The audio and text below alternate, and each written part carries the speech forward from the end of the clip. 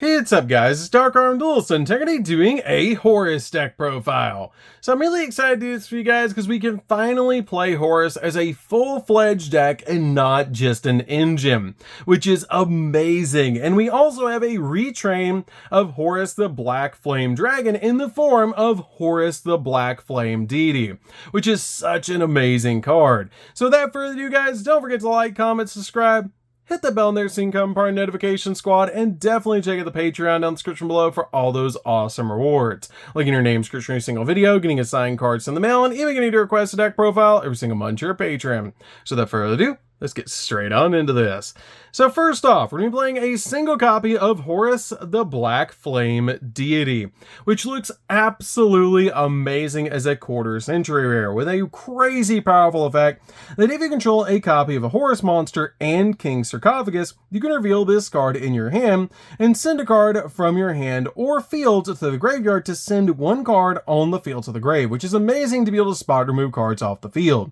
And if a face-up Horus monster you control accept a copy of this card, or a face-up King Sarcophagus you control leaves the field by an opponent's card effect, except during the damage step, you can actually special summon this card from your hand. Then you can send all other monsters on the field to the graveyard, which is a crazy powerful board wipe effect. This card is just a one-of in the build because it is searchable, but it's a really good one-of in the deck. We then play 3 copies of Imseti. Imseti is really cool as a 3-of and a definite 3-of in the build because it helps us get to our copy of King Sarcophagus.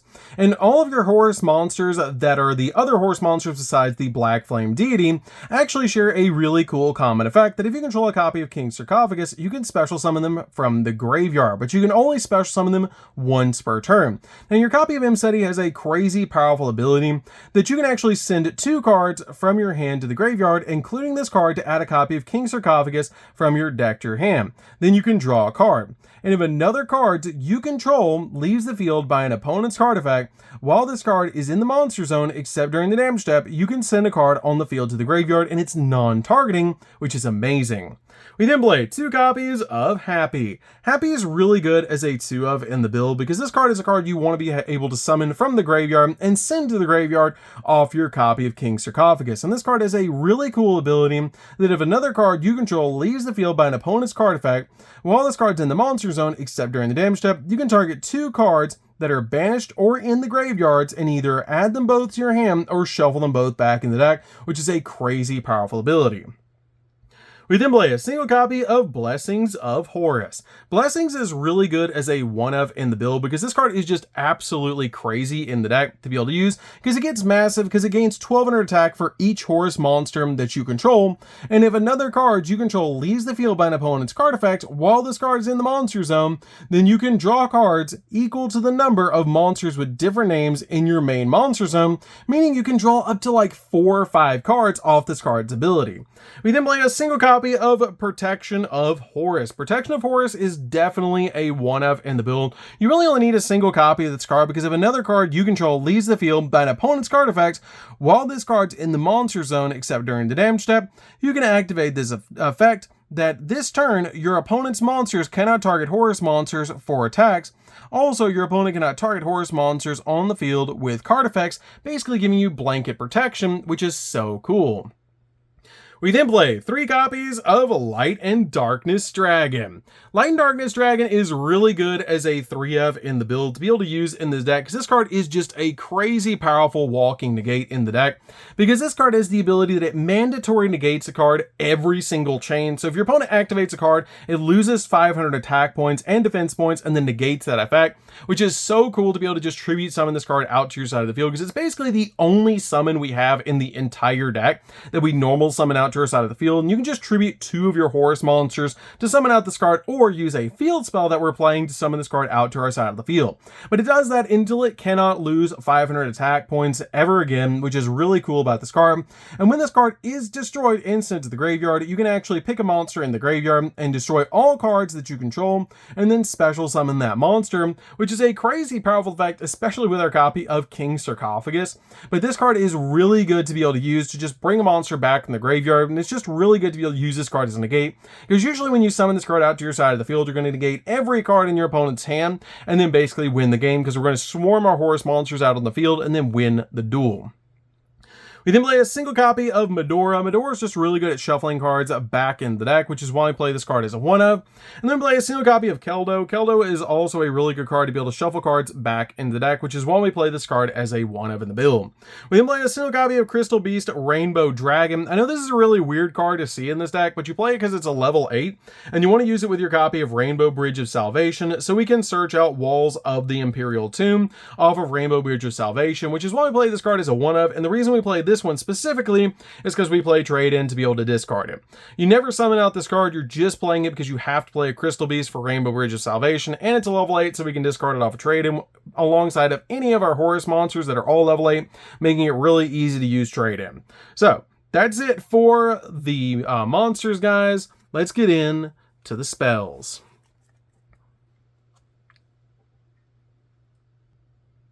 So for the spells, guys, we're going to start with a single copy of Terraforming.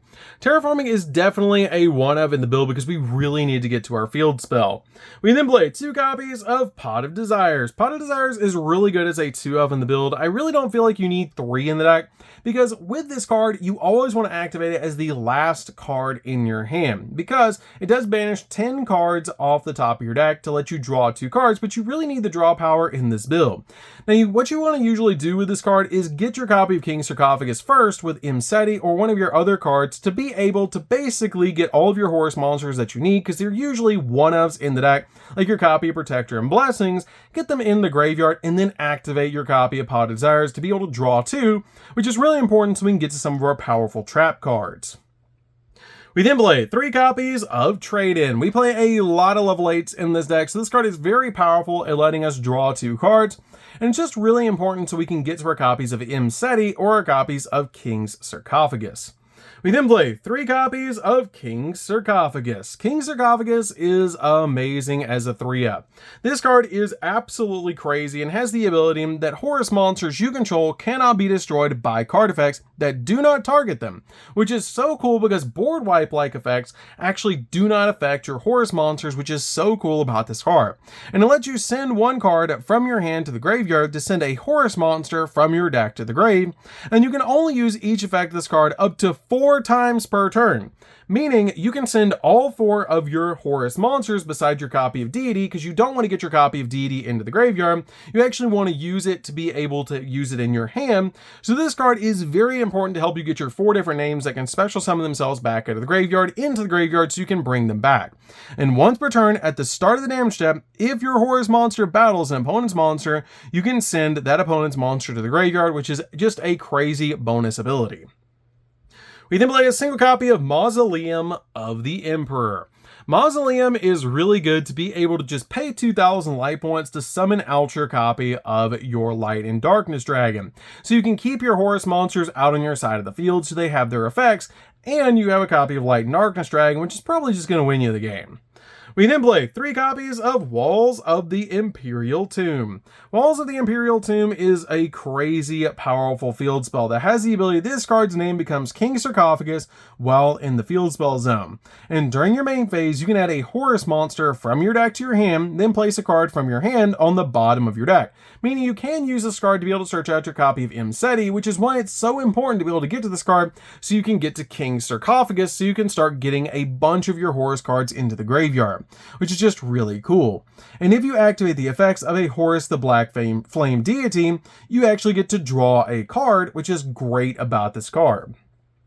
We then play 3 copies of Foolish Burial Goods. Foolish Burial Goods is just really good in the deck to be able to send your copy of Rainbow Bridge of Salvation from your deck to the graveyard so you can get to your copy of Walls of the Imperial Tomb, so you can get to your copy of Imseti, and then from Imseti you can get to King's Sarcophagus and then go full combo, which is just amazing. Your copy of Foolish Burial Goods is basically full combo, which is just really cool. So that's it for the spells, guys. Let's get in to the traps.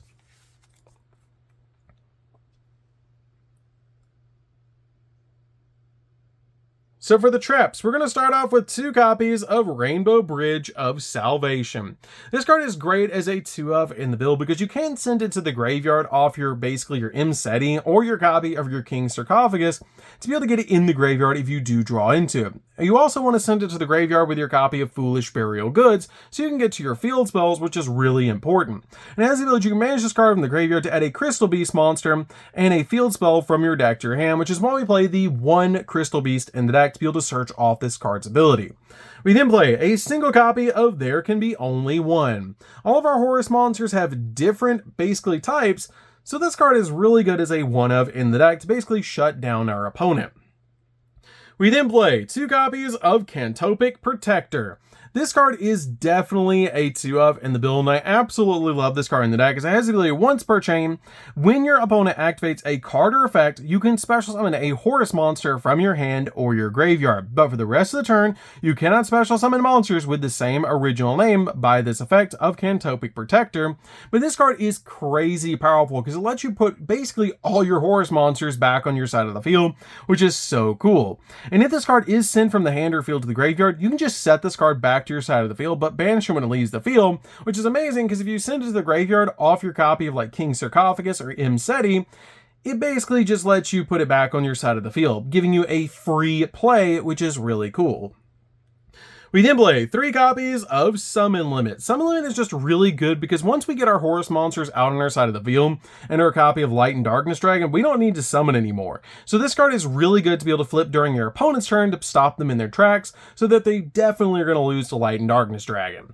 We then play 3 copies of Skill Drain. Skill Drain is just really good in the deck overall because at the end of the day, we play Horus and Horus monsters are huge and we basically can win extremely easily because we have a bunch of graveyard effects. So it basically just turns into a bunch of big boss monsters against our opponent, and they're not going to have any monster effects, meaning we're going to basically win the game. So this card is insane in the deck as a 3-of. So that's it for the main deck, guys. Let's get into the extra deck.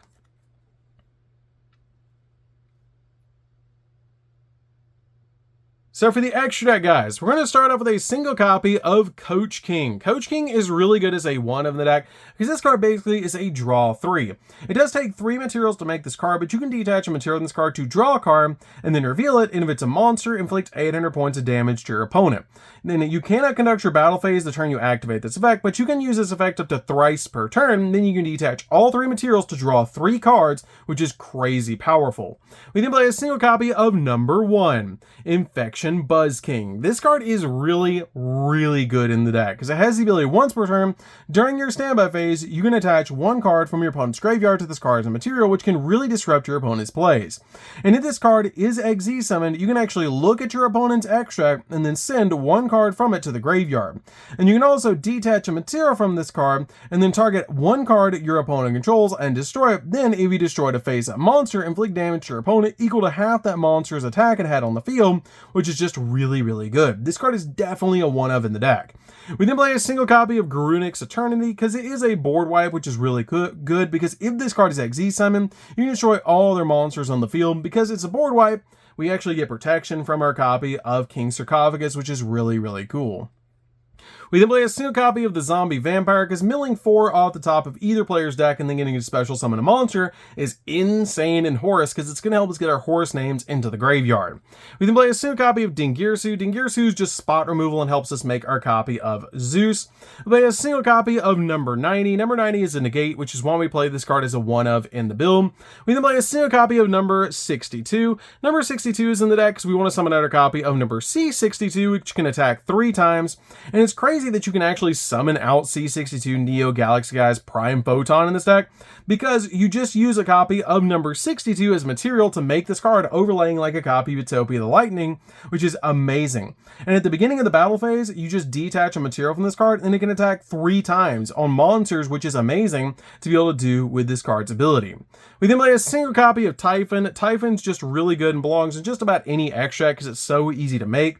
1 copy of AA Zeus because AA Zeus use is amazing in XZ based decks, and this is an XZ based deck, because you make a bunch of rank 8s, and it's really good to be able to board wipe the field. We can play a single copy of Underworld Goddess just to deal with towers like monsters, one copy of Nightmare Unicorn to spin stuff off the field, one copy of the Dark Charmer Gloomy to bring back dark monsters, which is really cool to be able to help link climb, one copy of SP Little Knight to spin cards off the field, and use this card basically as a double interruption, which is just crazy powerful to do in this deck. And then finally, a single copy of IP Masquerade to make our SP Little Knight or Nightmare Unicorn during the opponent's turn. You can even make Underworld Goddess to basically eat an opponent's monster, especially since we have Horus monsters that just keep bringing themselves back to your side of the field. So that's it for the deck, guys. I hope you did enjoy it. This deck is super fun to be able to play. If you guys have never played Horus before, you should definitely give this deck a try. If you guys love Horus the Black Flame Dragon, definitely give this video a like. And I absolutely love that they gave us a retrain, and it's a quarter-century rare, which looks amazing. So that's going to do it for this one, guys. Don't forget to like, comment, subscribe, hit the bell in there so you can become part of the notification squad, and we'll see you guys in the next video. See you later, guys.